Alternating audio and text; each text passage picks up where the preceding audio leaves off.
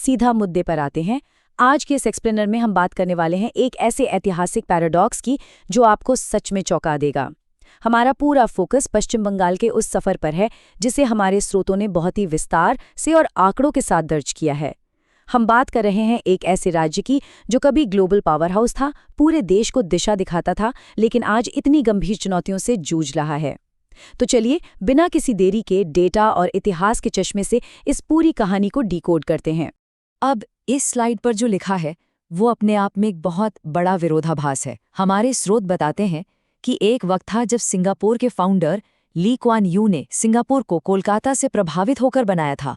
मतलब लिटरली कोलकाता उनका role model था। लेकिन आज की सच्चाई देखिए। आज ह्यूमन डेवलपमेंट इंडेक्स यानी मानव विकास सूचकांक में पश्चिम बंगाल भारत के 28 राज्यों में से 27वें स्थान पर खिसक चुका है। यहाँ की सरकारों ने इस राज्य को किस हद तक खोखला कर दिया है कि एक वक्त का सबसे समृद्ध राज्य आज एकदम तल में बैठा है। यही हमारे आज के विश्लेषण का सबसे बड़ा रहस्य है। तो आज हम किन चीज़ों पर बात करेंगे, ये रहा हमारा एजेंडा। पहले हम बंगाल के अतीत और वर्तमान की तुलना करेंगे, फिर उसके स्वर्णिम युग को समझेंगे। उसके बाद वामपंथी शासन और राज्य के पतन पर बात होगी, फिर ममता बनर्जी के रूप में सत्ता परिवर्तन, वर्तमान हालात और विवाद, और आखिर में देखेंगे कि आगे का रास्ता क्या हो सकता है। सेक्शन 1, बंगाल, अतीत और वर्तमान। एक वक्त था जब बंगाल का नाम आते ही रविंद्रनाथ टैगोर, स्वामी विवेकानंद, सत्यजीत रे और नेताजी सुभाष चंद्र बोस याद आते थे। भारत में पश्चिमी चिकित्सा की पहली महिला प्रैक्टिशनर बंगाली थीं। भारतीय एयरलाइंस की पहली महिला पायलट बंगाल से थीं। प्रीतिलता वाडेदार, कल्पना दत्ता, ये नाम हम सब फख्र से याद करते हैं। लेकिन आज जब बंगाल का नाम आता है तो याद आता है एसएससी घोटाला, बेरोजगारी, आरजी कर मेडिकल कॉलेज और संदेश खाली। इस एक्सप्लेनेशन में गहराई से आगे बढ़ने से पहले एक छोटा सा अनुरोध है, हमारे चैनल को सब्सक्राइब करें, इस वीडियो को लाइक करें, शेयर करें और कमेंट में बताएं कि आपको हमारा काम कैसा लग रहा है। आप मेंबरशिप ज्वाइन करके भी हमारा साथ दे सकते हैं। तो चलिए वापस मुद्दे पर आते हैं। ज़मीनी हकीकत का जो अंतर है ना, वो आपको इस डेटा से साफ दिखेगा। पूरे देश में आज लगभग 4 लाख भिखारी हैं, जिनमें से 1 लाख सिर्फ और सिर्फ पश्चिम बंगाल में हैं। स्रोत बताते हैं कि ये राज्य आज चाइल्ड मैरिज यानी बाल विवाह के मामले में दूसरे नंबर पर है और सेकेंडरी व हायर सेकेंडरी एजुकेशन में देश के सबसे पिछड़े राज्यों में से एक है। ये आंकड़े सच में परेशान करने वाले हैं। अब सवाल ये है कि ऐसा हुआ कैसे। इसे समझने के लिए हमें बंगाल के उस अतीत में जाना होगा जो इतना शानदार था कि उसे जानकर आज का बंगाल देखना और भी ज्यादा दर्दनाक लगता है। सेक्शन 2, बंगाल का स्वर्णिम युग। चलिए 17वीं और 18वीं सदी में चलते हैं। इस चार्ट को जरा ध्यान से देखिए। मशहूर ब्रिटिश अर्थशास्त्री एंगस मैडिसन की रिसर्च के अनुसार 17वीं सदी में ग्लोबल जीडीपी में अकेले बंगाल का 12% हिस्सा था। गंगा और ब्रह्मपुत्र के उपजाऊ मैदानों पर बसा ये राज्य व्यापार और वस्त्र उद्योग में पूरी दुनिया पर राज करता था। उस वक्त एशिया से एक्सपोर्ट होने वाला 80% कच्चा रेशम अकेले बंगाल में उत्पादित होता था।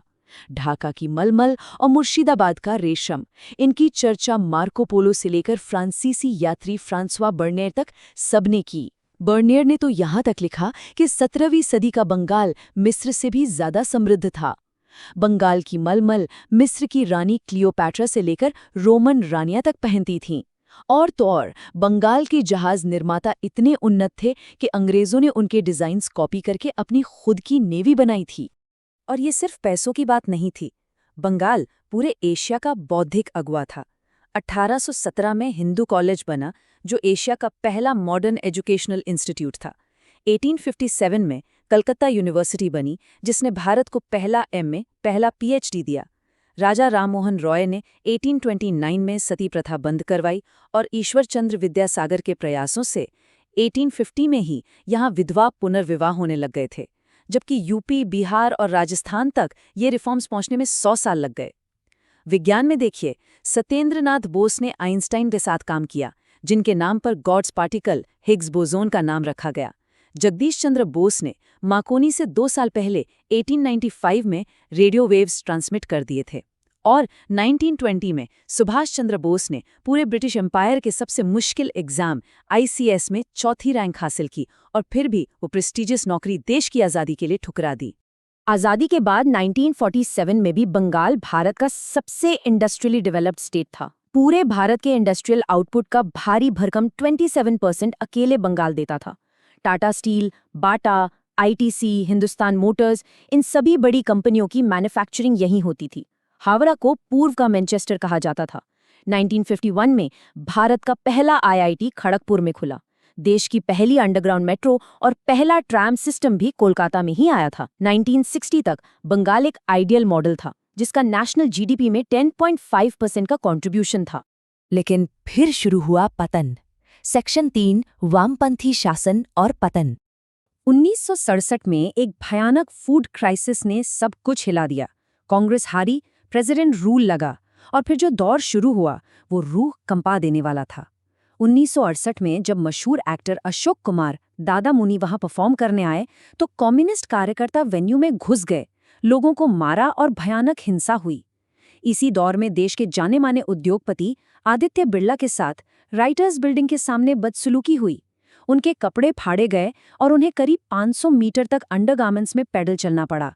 उन्होंने तुरंत फ्लाइट पकड़ी, बॉम्बे गए और अपने सारे इन्वेस्टमेंट्स वापस खींच लिए। इसके बाद 1977 में ज्योति बसु चीफ मिनिस्टर बने और सीपीआईएम की ट्रेड यूनियन सीआईटीयू ने हर बात पर स्ट्राइक करने का कल्चर बना दिया। 1980 के दशक में तो उनका नारा था, कंप्यूटर खाबे ना, लोग खाबे।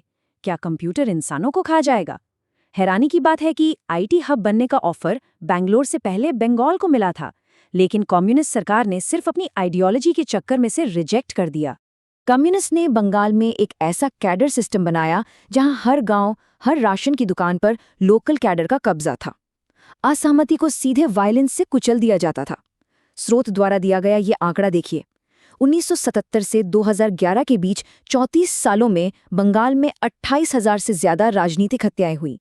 स्रोत बताते हैं कि ये आंकड़ा पंजाब और कश्मीर के मिलिटेंसी के दौर से भी ज्यादा है, लेकिन नेशनल मीडिया ने शायद कभी इस पर उतना ध्यान नहीं दिया। एजुकेशन का तो पूरी तरह से सत्यानाश हो गया।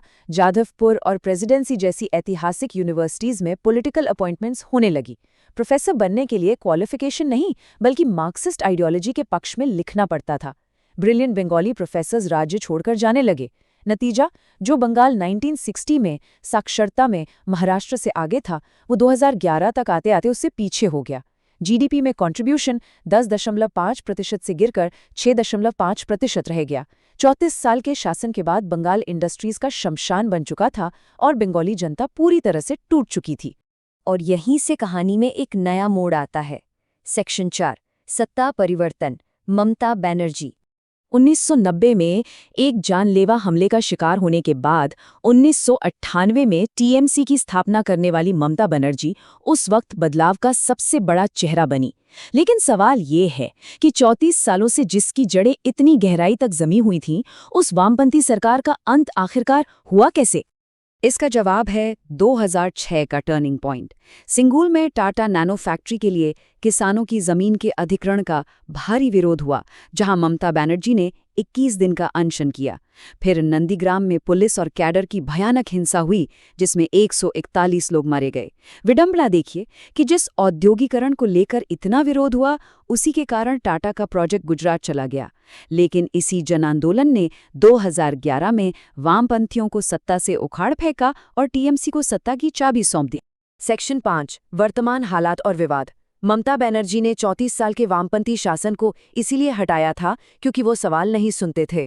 लेकिन स्रोत दावा करते हैं कि कटमनी और सिंडिकेट का पुराना सिस्टम बस नए झंडों के नीचे जारी रहा। इस टेबल में स्रोत द्वारा बताए गए कुछ प्रमुख घोटालों का जिक्र है। शारदा पोंजी स्कैम, जिसमें 17 लाख निवेशकों का पैसा डूबा और 200 से ज्यादा आत्महत्याएं हुईं। नारदा स्टिंग, जहां 11 बड़े नेता कैमरे पर सरेआम कैश लेते पकड़े गए। और हाल ही का एसएससी रिक्रूटमेंट स्कैम, जहां ओएमआर शीट से छेड़छाड़ हुई, करोड़ों रुपए नकद मिले और हाई कोर्ट को 25,000 से ज्यादा नौकरियां रद्द करनी पड़ीं। और तानाशाही प्रवृत्ति की बात करें तो सत्ता में आने के महज 1 साल के अंदर ही इसकी झलक मिल गई थी। जादवपुर यूनिवर्सिटी के 60 साल के प्रोफेसर अंबिकेश महापात्रा को सिर्फ एक व्हाट्सएप कार्टून शेयर करने के जुर्म में गिरफ्तार करवा लिया गया और लाइव टीवी पर उन्हें माओवादी तक कह दिया गया। जब छात्रों ने पूछा कि आप तो अभिव्यक्ति की आज़ादी की बात करती थीं, तो उन्हें भी सीपीआईएम का एजेंट बता दिया गया। इसके अलावा संदेश खाली की घटना, जहां एक लोकल लीडर 55 दिनों तक फरार रहा और आरजी कर मेडिकल कॉलेज में 36 घंटे की शिफ्ट पर काम कर रही 31 वर्षीय ट्रेनी डॉक्टर के साथ हुई हृदय विदारक घटना ने पूरे देश को झकझोर कर रख दिया है। और इन दर्दनाक घटनाओं के बीच स्रोत ने मुख्यमंत्री का एक बेहद विवादास्पद बयान साझा किया है, जिसमें उन्होंने कहा था, लड़कियों को रात में बाहर नहीं जाना चाहिए। ये अपने आप में एक बहुत गहरा विरोधाभास है कि महिला सशक्तिकरण की बात करने वाली और खुद अपनी ही सरकार और प्रशासन के खिलाफ सड़क पर मार्च करने वाली एक महिला नेता की तरफ से ऐसा बयान आए। तो अब आते हैं हमारे आखिरी सेक्शन पर, आगे का रास्ता क्या है। देखिए, इन तमाम गंभीर चुनौतियों और विवादों के बावजूद प्रशासन के कुछ ऐसे मॉडल भी हैं जिन्होंने वाकई जमीन पर काम किया है।